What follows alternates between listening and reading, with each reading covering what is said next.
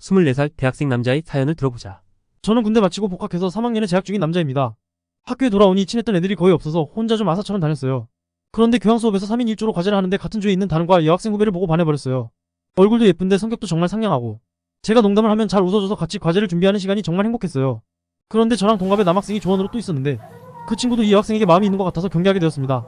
아무튼 이 여학생과 과제 이야기 말고 다른 일상적인 연락도 하게 되면서 서로 좋아한다고 느꼈고 하루는 용기 내서 카톡으로 제 마음을 고백했습니다. 엄청나게 떨렸는데 다행히 자기도 저에게 호감이 있다고 하더라고요. 세상을 막 다 가진 느낌이었습니다. 사귀자고 했더니 지금 바로는 좀 곤란하고 사실은 자기가 문제를 해결 중인데 그 문제를 해결하고 홀가분해지면 저와 정식으로 사귀고 싶다고 하더군요.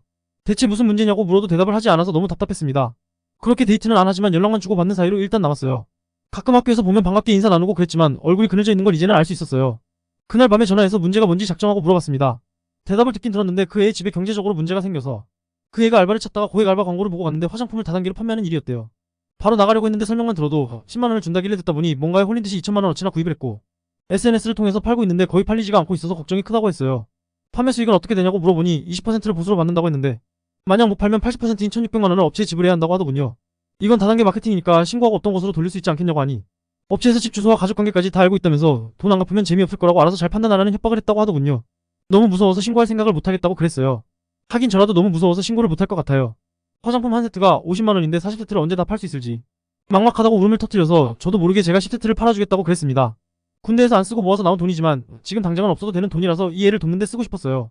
그 애가 도와줘서 고맙다며 원가인 40만원만 받겠다고 했지만 그러면 집에 도움이 안 되니까 가격대로 다 받으라고 하고 500만원에 10세트를 구입했습니다. 사서 엄마도 한 세트 드리고 나머지는 일단 당근에 올려놓았어요. 그런데 당근에 올리면서 보니까 새 상품인데도 가격이 5만원이었어요.